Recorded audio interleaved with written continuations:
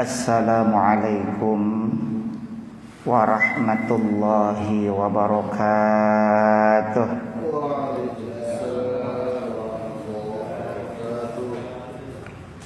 Bismillah, alhamdulillah, wassalatu wassalamu ala rasulillah Sayyidina wa maulana Muhammad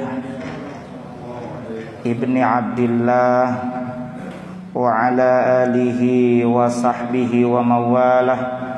La hawla wa la quwwata illa billah. Amma ba'du. Rabbi shrah li sadri wa yassir li amri wahlul 'uqdatam min lisani yafqahu qawli. Rabbi zidni ilma warzuqni fahma birahmatika ya arhamar rahimin. Yang kami muliakan para asatid, para hujjaj, para sepuh bini sepuh, para bapak jamaah Masjid Jami' Baitul Jannah yang mudah-mudahan senantiasa ada dalam rahmat dan ridha Allah Subhanahu wa taala. Puji dan syukur mari sama-sama kita panjatkan kehadirat Allah Azza wa Jalla yang senantiasa menganugerahkan segala karunia nikmatnya kepada kita. Utamanya adalah nikmat iman, nikmat Islam, nikmat sehat wal afiat, dan tak lupa pula nikmat waktu luang. Alhamdulillah. Salawat beriring salamnya semoga senantiasa tercurahkan kepada Rasulullah Muhammad sallallahu alaihi wasallam, juga teruntuk keluarga beliau, para sahabat beliau, para tabi'in, tabi'ut tabi'in, atba'ut tabi'in, hingga kita sekalian termasuk dalam jajaran umatnya yang berusaha taatkan syariat dan menghidupkan sunnah-sunnahnya. Semoga kelak mendapatkan syafaatul uzma dari beliau di yaumil akhir nanti. Amin ya Allah ya Rabbal alamin. Mengawali pertemuan pada kesempatan malam ini, mari kita awali pertemuan ini dengan membaca suratul Fatihah. Semoga dengan keberkahan suratul Fatihah ini Allah mudahkan segala urusan kita, utamanya taat kepada Allah, juga hasil daripada pengajian ini berupa ilmu yang bermanfaat dan barokah. Ala hadhihi niyyah wa ala kulli niyyatin salihah wa ila hadratin nabiyil mustafa Muhammadin rasulillah sallallahu alaihi wasallam wa ala alihi wa azwajihi wa dhurriyyatihi wa ali baitihi liman dakhala fi baitihi al-kiram syai'un lillahi lahumul A'udzu billahi minasy syaithanir rajim. Bismillahirrahmanirrahim. Alhamdulillahi rabbil alamin. Arrahmanir rahim. Maliki yaumiddin. Iyyaka na'budu wa iyyaka nasta'in. Ihdinas siratal mustaqim. Siratal ladzina an'amta 'alaihim ghairil maghdubi 'alaihim waladdallin. Rabbighfirli wa liwalidayya. Amin. Kita sambung baca Sayyidul Istighfar. Silakan diikuti bersama-sama. Bismillahirrahmanirrahim. Allahumma anta rabbi la ilaha illa anta khalaqtani wa ana abduka wa ana ala ahdika wa wa'dika mastata'tu a'udzu bika min syarri ma sana'tu abu'u laka bi ni'matika 'alayya wa abu'u bi dhanbi faghfir li fa innahu la yaghfiru dzunuba illa anta. Para bapak jamaah sekalian rahimakumullah, kita akan melanjutkan pengajian kitab Syarah Nasaihul Ibad, nasihat-nasihat bagi ahli ibadah. Kita semua yang sedang diajar ibadah yang membutuhkan motivasi, penyemangat, juga ancaman atau peringatan supaya kita tidak melakukan keburukan-keburukan. Persis sekali pada kesempatan ini bahasan kita adalah 5 kalimat penyemangat dan ancaman. Kali ini disampaikan dari seorang ulama besar yang merupakan salah satu ulama sufi dan salah satu daripada muridnya Syekh Ibrahim bin Adham. Namanya adalah Syaqiq Al-Balkhi. Nama lengkap beliau adalah Syaqiq bin Ibrahim Al-Balkhi. Panggilannya atau kunyahnya adalah Abu Ali. Beliau termasuk kaum sufi pada generasi awal di Khurasan sejaman, sekaligus menjadi guru bagi Syekh Hatim Al-Asam. Syekh Hatim Al-Asam itu namanya bukan pakai Al-Asam. Asam itu artinya sumun, artinya tuli. Padahal ini Syekh Hatim tidak tuli. Namun kenapa dikatakan Al-Asam artinya tuli? Karena satu waktu ini Syekh Hatim Al-Asam yang banyak sekali tamunya datang untuk berkonsultasi, tiba-tiba di antara tamunya itu ada anak gadis atau perawan. Lalu kentut. Ya kalau anak perawan kentut, kedengeran kira-kira malu. Ini si anak perempuan juga malu. Tapi Syekh Hatim Al-Asam bilang, "Neng, anakku yang keras ngomongnya." Tuli kelihatannya, pura-pura tuli. Bukan karena pura-puranya, tapi beliau berusaha menutupi aib saudaranya sesama muslim. Makanya man satara musliman satarahullahu yaumal qiyamah. Barang siapa yang menutup aib saudaranya, maka Allah akan menutup aibnya kelak di hari kiamat. Makanya beliau disebut dengan Syekh Hatim Al-Asam.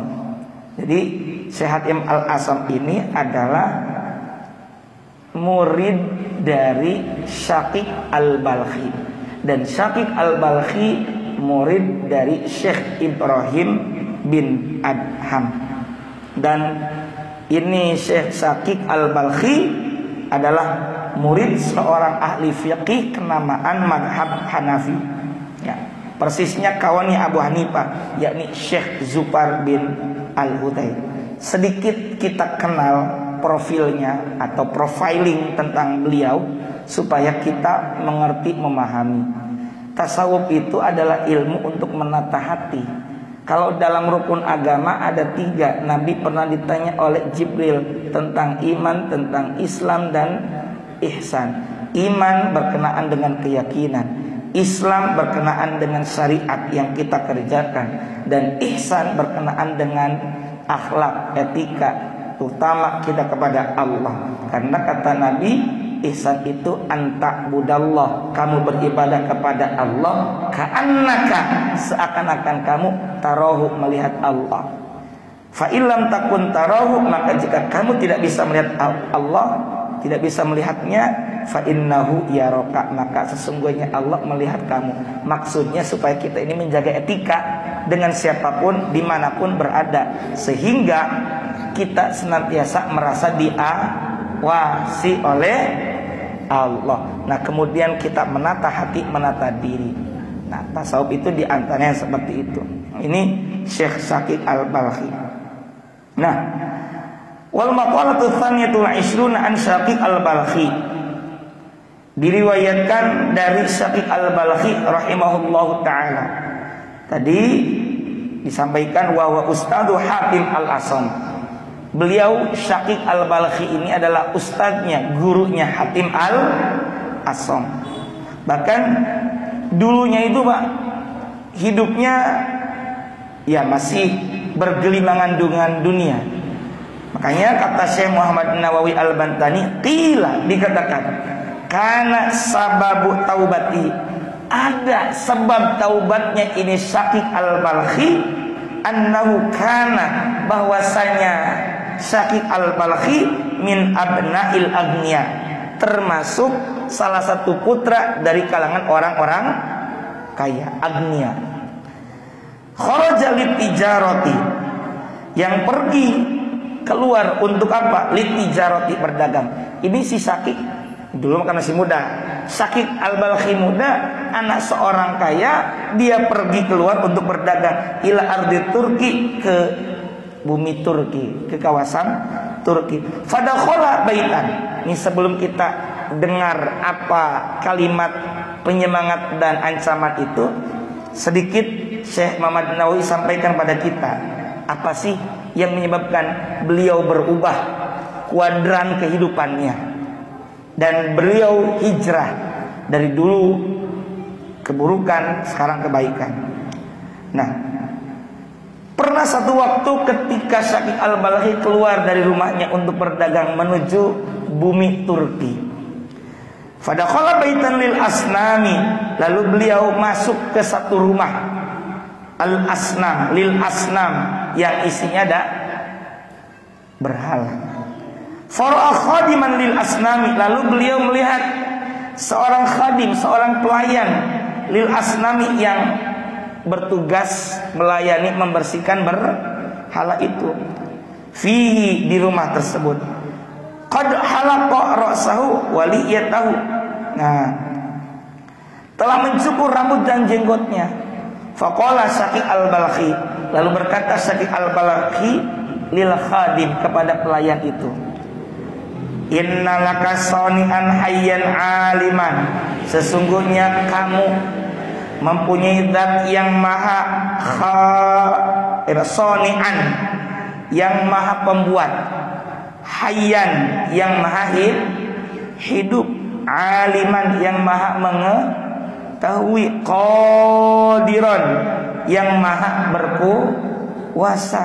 Fa'budhu, kata Syaqiq Al-Balkhi kepada si pelayan petugas yang ngurusin berhala, fa'budhu, maka sembahlah dia yang maha menciptakan, yang maha hidup, yang maha kuasa. Wala ta'bud hadhil asnama, dan jangan kamu sembah ini berhala, allati la tadurru, yang tidak bisa memberikan bahaya, nggak bisa memberikan madarat, wala tanfa'u, dan tidak bermanfaat. Apa jawab si pelayan itu? Faqala, kata si pelayan, in kanal amru kama taqul, jika memang perkaranya seperti yang telah Anda katakan, hei Syaqiq Al-Balkhi, fahuwa qadirun, maka dia maha kuasa, ala ayyarzuqaka, dibalikin. Jadi kata si pelayan tahu bahwa Syaqiq Al-Balkhi ini adalah seorang apa? Seorang pedagang.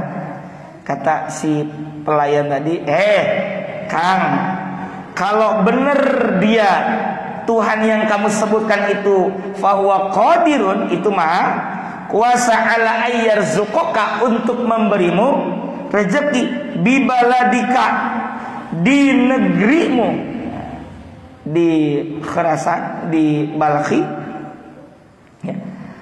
Falima tahammalta al-masyaqqata, maka mengapa kamu menanggung, masyaqqat itu menanggung, ilahahuna, sampai ke ini tempat, ke Turki, litijarat, itu berdagang. Ngapain susah-susah kemari? Kalau Anda yakin Tuhan itu berkuasa untuk memberikan Anda rezeki, ngapain Anda susah-susah harus ke sini? Gitu. Disindir sama si pelayan. Kadang-kala kita juga mungkin dapat petunjuk ilmu hakikatnya dari Allah melalui lisan orang-orang kayak begitu.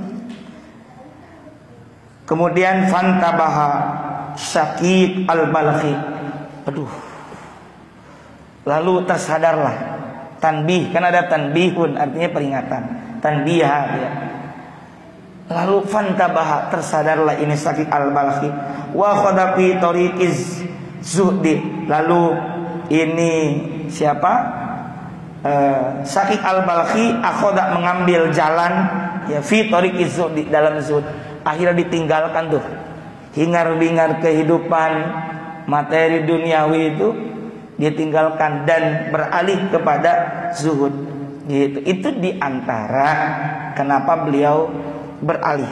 Dari dulu beliau muslim, cuma jalan hidupnya beliau lebih banyak dalam kehidupan kemewahan, glamoritas.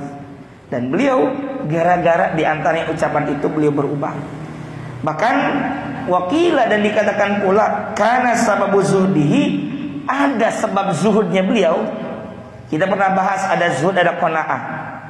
Kalau qanaah dalam konteks kondisi serba kekurangan, sehingga qanaah itu adalah merasa cukup dengan apa yang ada.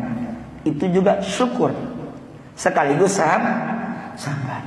Sedangkan zuhud itu sebenarnya bukan benci kepada dunia ya. Tapi kata Abdullah bin Mubarak adalah dunia di genggamanmu. Silakan ya, Kang Huna mau hidup kaya, silakan bapak-bapak diberikan oleh Allah dengan banyak harta, nggak apa-apa ya, bisa dipakai ibadah. Ingat, yang tidak benar adalah dalam mencari dan menggunakannya. Kalau tidak benar, tidak tepat sesuai syariat. Ya bagusnya kita nggak perlu menginginkan kekayaan. Kenapa? Korun yang pengen kaya. Para nabi, ada tuh Nabi Muhammad, Nabi Sulaiman. Nabi Sulaiman kaya. Beliau pengen ilmu, dan dengan ilmu Allah anugerahkan kekayaan. Jadi jangan salah paham. Kalau kita pengen kaya dengan nafsu, kita pengen kaya dengan syahwat. Maka kalau dikasih pilihan, sama halnya seperti Sayyidina Ali bilang, aku pilih ilmu. Dengan ilmu kita kaya. Ya kaya zahir, kaya batin. Katakanlah belum kaya secara zahir, tapi Allah berikan kekayaan hati, kaya secara batin. Karena kata Nabi, laisal ghina an kathratil ard. Bukanlah kaya itu karena banyak materi. Walakinnal ghina, tetapi yang disebut kaya hakikatnya adalah walakinnal ghina ghinan nafs, yakni dengan kaya jiwa. Apa kaya jiwa? Merasa lapang, luang, sehingga mau memberi, tidak pelit. Nah, itu diantara bentuk perwujudan kaya jiwa. Kita kalau dikasih pilihan, mau kekayaan atau harta, mau ilmu, jawab kita ilmu. Seperti halnya Nabi Sulaiman, dan dengan ilmu alhamdulillah kita tahu Allah kasih kekayaan. Nabi Muhammad kaya, tapi apakah Nabi yang sudah punya segala-galanya itu butuh dengan dunia? Dunia justru yang mengikuti beliau, bukan beliau yang mengikuti dunia. Makanya kata Abdullah bin Mubarak, zuhud itu adalah dunia di genggamanmu, bukan dunia di hatimu. Bukan dunia mengendalikan kita, tapi kita yang mengendalikan dunia ya. Nah, jadi menurut satu riwayat, kenapa zuhud ini Syaqiq al-Balkhi annahu ra'a mamlukan, bahwasanya beliau ini pernah melihat mamlukan. Mamlukan itu yang dimiliki, maksudnya hamba sahaya. Yal'abu fi zamani qahdin, sedang bermain-main fi zamani qahdin. Qahdin itu paceklik, sama kayak kita tuh dalam kunut nazil ada walqat, artinya paceklik. Wa kana nasu mahzunina bihi, sedangkan orang-orang yang lain itu merasakan mahzunin. Huzn itu kan sedih, susah. Orang-orang sedang susah karena sedang masa apa? Ceklik. Faqala Syaqiq, kata Syaqiq, ma hadzal nashatul ladzi fika amma tara ma fihi an-nasu minal jadab. Kepada si budak tadi, semangat apakah gerangan yang kamu alami? Kok masih sempet-sempetnya main-main di zaman pacaklik ini? Maka apa kata si anak itu? Ya. Faqala dzalikal mamluk wa ma alayya min dzalika. Kata si budak itu, apa yang menyusahkan, kok ngapain aku harus sedih? Ya, dari malapetaka itu. Wa ma alayya min dzalika wa limaula qaryatun khalisatun yadkhulu lahu minha ma nahtaju nahnu ilaih. Kata si budak itu, ngapain aku harus sedih? Ngapain aku harus bingung? Kira-kira begitulah, ya. Nah, sedangkan tuanku, ini kan si budak punya sayyid, si budak punya maula. Sedangkan tuanku memiliki sebuah qarya, sebuah daerah yang selamat dari pacaklik. Ngapain aku harus bingung? Masuk kepadanya dari penghasilan daerah tersebut semua yang kami butuhkan. Luar biasa. Nah, kemudian mendengar celotehan si budak hamba saya itu, fantabaha Syaqiq, sadarlah si Syaqiq al-Balkhi ini. Waqala, kata Syaqiq, in kana li maulau qaryah wa maulau makhluqun fakirun thumma innahu laisa yahtamu. Seandainya tuannya memiliki satu daerah, satu kampung, dan budaknya seorang makhluk yang fakir, sehingga kemudian ia tidak lagi mementingkan rezekinya, innahu laisa yahtamu lirizqi fa kaifa yaliqu ayyatamal muslimu lirizqihi wa maulahu ghaniyun. Apalagi kira-kira gini lah, ya apalagi kita ini kan hamba, pasti punya tuan, punya yang menguasai kita, Allah Subhanahu wa ta'ala. Si budak saja bisa santai, masa kita nggak tenang sih? Ada Allah Subhanahu wa ta'ala. Maka sejak saat itulah ini Syaqiq al-Balkhi, beliau berpindah ke kehidupan zuhud. Ya, beliau meninggalkan kesenangan dunia dengan banyak fokus beribadah, mengabdi, menghamba kepada Allah Subhanahu wa ta'ala. Nah, kemudian dari jalan hidup yang beliau alami itulah kemudian annahu qala, bahwasanya beliau berkata, ini yang akan menjadi bahasan kita. Apa kata beliau? Alaikum bi khamsi khisalin. Hendaknya kamu sekalian memegang atas 5 perkara ini. Ilzamuha, yani lazimkanlah 5 hal ini. Fa'lamuha, maka fa'maluha, ikmal, maka perbuatlah oleh kamu sekalian hak terhadap itu 5 perkara. Ingat dan pegang serta perbuatlah 5 perkara ini. Wa hadza targhibun wa tarhibun. Ini kata Syekh Muhammad Nawawi adalah targhib dan tarhib. Targhib itu penyemangat, tarhib itu ancaman. Dalam hidup ini kita butuh 2 hal ini, biar seimbang, ada penyemangat, ada ancaman. Kalau semangat terus nggak takut, ya kita mungkin akan biasa-biasa saja. Maka berimbang. Nabi saja basyira wa nadhira, pemberi kabar gembira dan pemberi peringatan. Mana 5 hal ini? Yang pertama, wa'budullah, beribadahlah kamu sekalian kepada Allah biqadri hajatikum ilaih, berdasarkan atau seukuran hajat atau kebutuhan kalian kepada Allah. Wa talabikum minhu ila ihsani wa ibdali, dan seukuran tuntutan kalian darinya sampai kebaikan dan karunia-Nya. Saya tanya, kira-kira kita banyak nggak kebutuhan kepada Allah? Atau kebutuhan kita, kebutuhan hidup kita banyak nggak? Banyak. Masalah, punya nggak? Banyak. Katingali kena banget ya. Kita ini, masya Allah. Masalah itu sebenarnya dari bahasa Arab mas'alatun, bukan sekedar masalah. Mas'alatun dalam kitab Qatrul Ghaith ya. Qatrul Ghaith itu kitabnya tipis, tapi soalnya tanya jawab. Mas'alatun, lalu ada fal jawabu. Berarti soal ada jawab. Mas'alatun, masalah itu adalah satu persoalan yang mesti dijawab dan mesti dicari jalan keluarnya. Kalau tidak tahu, ya tanya sama Allah. Kita ini berasal dari Allah, ya kembali kepada Allah. Ketika kita tidak tahu jalan keluar, maka ingat dari mana kita masuknya. Maka kita ingat dari mana kita berasalnya. Dari mana? Dari Allah. Maka jelas ayatnya, wa may yattaqillaha yaj'al lahu makhraja.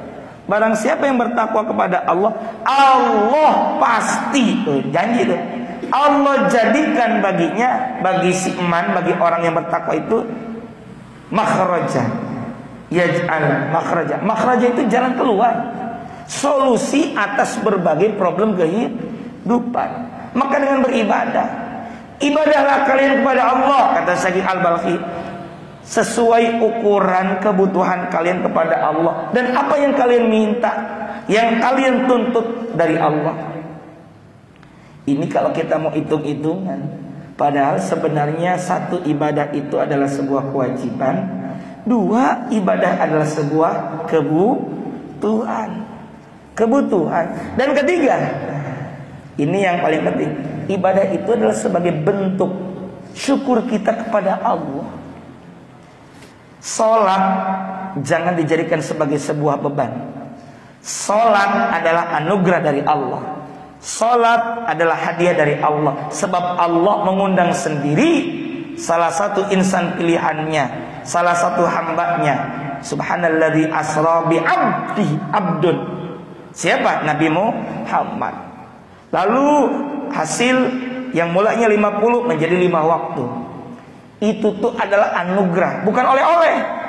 Kalau oleh-oleh, Pak Ian pulang bawa oleh-oleh, dimakan silakan, itu martabak misalnya oleh-olehnya. Tidak dimakan ya nggak apa-apa, bukan oleh-oleh, hasil hadiah dari Allah yang harus direspon, ditanggapi dengan sukacita, dengan syukur.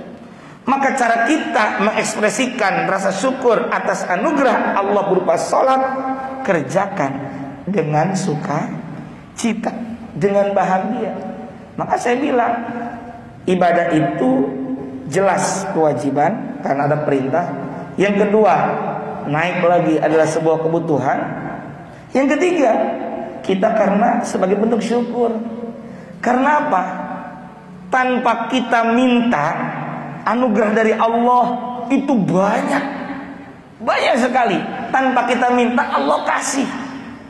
Napas, nggak minta, Allah kasih. Kita nggak bingung, besok masih bisa napas nggak ya? Paling-paling kita besok masih bisa makan atau enggak ya? Kita nggak pusing itu. Allah udah kasih. Bahkan nanti ada bahasan dalam kitab ini, orang melakukan dosa pun Allah masih kasih rezeki, masih kasih hidup, napas. Cuma masalahnya orang itu mau taubat atau enggak. Dalam Al-Asmaul Husna ada satu nama As-Sabur. Kata Hujjatul Islam Imam Al-Ghazali, di antara makna As-Sabur adalah Allah Maha Penyabar dalam menanti, menunggu hamba-hamba untuk bertaubat. Itu ditungguin. Nanti kita ada bahasan tentang itu, insya Allah, dalam kitab ini. Nah, jadi ibadah itu walaupun di sini dikatakan ibadahlah kamu berdasarkan kadar ukuran kebutuhan kamu kepada Allah, ayo. Walaupun saya bilang satu, ibadah adalah kewajiban, naik lagi ibadah ada kebutuhan, naik lagi yang sudah jelas-jelas kita mah bukan karena kewajiban, wajib udah jelas. Karena kalau hanya memandang sebagai kewajiban saja, ada orang yang hanya sekedar menggugurkan kewajiban. Akhirnya yang penting mah tunai, tuntas kewajiban, sehingga terpaksa. Tapi kalau kebutuhan ya butuh, tengah-tengah. Tan. Yang ketiga, dia ini karena merupakan satu wujud syukur, dia akan ikhlas. Karena apa? Berterima kasih. Salat itu sebagai hadiah dari Allah Subhanahu wa taala. Satu, beribadahlah kamu sesuai kadar ukuran kebutuhanmu kepada Allah. Yang kedua, wa khudhu minad dunya, dan ambillah oleh kalian dari bagian dunia, ya harta, materi, kekayaan, ataupun bekal kehidupan lah. Min mataiha, dari harta dunia, biqadri umrikum, dengan seukuran umur kalian. Allah sudah membagi rezeki untuk hamba-hambanya, untuk semua makhluknya secara detail. Allah nggak bingung. Sipulan-sipulan, binatang ini, binatang itu, makhluk ini, makhluk itu, semuanya sudah diatur oleh Allah dengan rinci sesuai porsinya. Nggak ada yang kurang, nggak ada yang lebih. Pas. Jangan anggap saya mah nggak sama kayak Pak Ian ya. Itu porsinya udah dibagi sama Allah. Jangan bingung. Bagiannya udah masing-masing begitu. Dan hanya Allah yang tahu. Takdir termasuk di dalamnya ada rezeki, itu misteri. Tidak ada yang tahu kecuali Allah. Tugas kita adalah mensyukurinya. Dan kita jangan anggap bahwa bekerja itu untuk mencari rezeki. Bahasa yang enaknya adalah untuk memantaskan diri kepada Allah. Sebab Allah sudah kasih kita banyak kenikmatan, banyak rezeki, banyak karunia. Tinggal kita mantesin diri. Karena kalau kita napas itu harus dibayar dengan ibadah kita, dengan usaha kita, nggak akan cukup. Maka kerja itu bukan kausalitas, sebab akibat. Sebab kerja kita dapat rezeki, ya dapat uang, tapi belum tentu rezeki. Sebab rezeki lebih global, lebih general, lebih luas daripada uang. Ya, kita punya gaji 4 koma, tanggal 4 udah koma, ya Allah, gitu ya. Tapi rezekinya kan luas. Ada orang yang ya gajinya tadi segitu, tapi kok bisa hidup. Malah ada yang gajinya dia honorer 1 juta, di bawah 2 juta. Padahal kebutuhan rata-rata 3 juta, sehari 100 ribu misalnya. Kok bisa hidup? Itu rezeki. Bagiannya jelas dari Allah. Ya Pak Ian, guru itu masih ada yang 2 juta. Kok bisa hidup? Barokah. Barokah. Nah, maka ambillah bagian dari dunia biqadri umurikum, seukuran umur kalian, ay hayatikum wa baqaikum fi'a, yakni dengan seukuran kalian hidup dan menetap kalian di dunia. Umur kita sampai saat ini ya sesuaikan. Ya. Artinya jangan maruk, jangan rakus. Sesuaikan dengan kebutuhan kita. Biaya hidup itu sebenarnya terjangkau, relatif, dan mungkin murah. Yang mahal gaya hidup. Sesuaikan saja ritme hidup kita dengan kondisi hidup kita. Jangan sampai ritme hidup kita ini terlalu melampaui, jauh dari umur kita. Ekspektasinya tinggi. Kalau Allah kasih, Allah tempatkan kita di makom yang tinggi, di level yang tinggi. Padahal kita biasa-biasa saja, usia kita juga masih muda. Yaitu anugerah dari Allah. Tugas kita bersyukur dan bersabar. Loh, kok bersabar? Itu bisa jadi adalah ujian. Kemudian yang ketiga, wadnibullaha biqadri taqatikum ala adzabi. Ini menarik. Bukan berarti pembolehan, ini adalah ancaman sebenarnya. Apa kata beliau, kata Syekh Al-Balkhi? Wa arnibullah, silakan berdosalah kalian kepada Allah. Ai amilu ma'allahi bidzanbi, yakni silakan kalau mau perbuatlah dosa kepada Allah. Biqadri taqatikum, seukuran kemampuan kamu, ala adzabihi, menanggung siksanya. Tuh, gak enak ujungnya. Silakan bapak-bapak mau dosa, tapi sekemampuan kita menanggung dosa atau menanggung siksanya. Kira-kira kita siap nggak menanggung siksa? Jangankan istilahnya nih bilang neraka, narokoge panas. Kira-kira gitulah. Kira-kira ini bukan dipersilakan, tapi ini ancaman. Ari daek dosa mah silakan saja kalau mau dosa. Kalau kuat gitu juga. Kalau kuat, kira-kira kita kuat nggak dengan siksaan Allah? Enggak, itu sindiran sekaligus ancaman. Fala taqata li ahadin, maka tidak ada seorang pun yang mampu ala tahammuli adzabillahi ta'ala, untuk menanggung siksa Allah Subhanahu wa taala. Kenapa? Fa inna adzabahu syadidun, karena sesungguhnya siksanya sangat dahsyat. Ngeri, naudzubillahi min. Jangan nantang. Berarti kalau nanti ada orang yang dosa, lu mau dosa, ya silakan aja, nggak apa-apa gua mah. Lu ini cuma masalahnya satu doang sih, situ udah siap nanggung siksanya.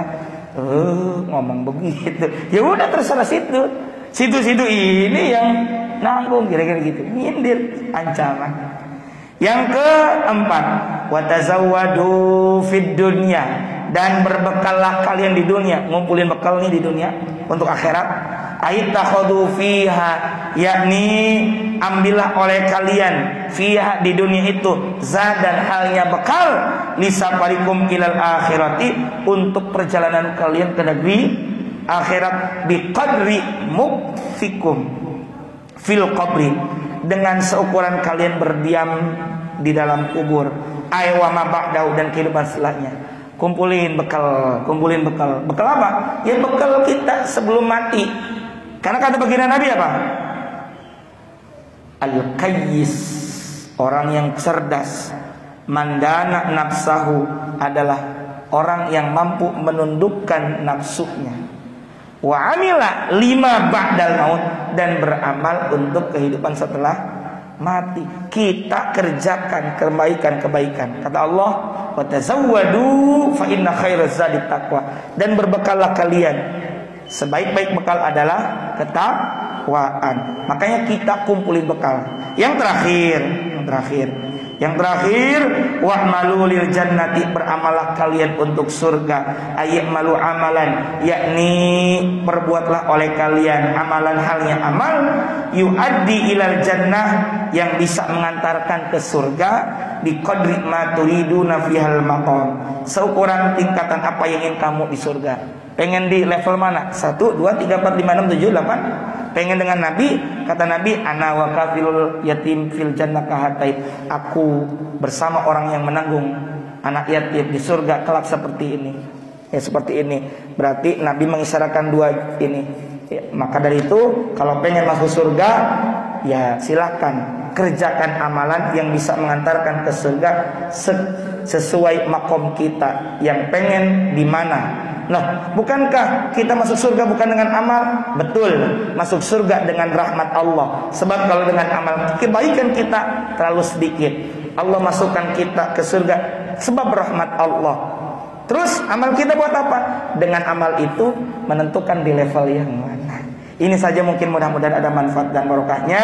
Semoga Allah berikan taufik, hidayah, inayah kepada kita untuk melakukan kebaikan-kebaikan secara istiqomah, dan kita semua juga bisa mengerjakan amal ibadah karena Allah Ta'ala dalam keadaan iman Islam, sehat wal afiyah. Amin ya Allah ya Rabbal Alamin. Rabbana anfa'na bima 'allamtana, Rabbi 'allimna alladhi yanfa'una, Rabbi faqihna faqih ahlana wa qarabatil lana fi dinina ma'a ahlil qubri untha wa dzakar wa hasbunallahu wa ni'mal wakil, wala haula wala quwwata illa billahil aliyyil azim. Wa sallallahu ala sayyidina Muhammad wa ala alihi washabihi wasallam. Subhana rabbika rabbil izzati amma yasifun, wa salamun alal mursalin, walhamdulillahi rabbil alamin. Subhanakallahumma wa bihamdika asyhadu an la ilaha illa anta astaghfiruka wa atubu ilaik. Wallahul muwaffiq ila aqwamit thariq. Assalamualaikum warahmatullahi wabarakatuh.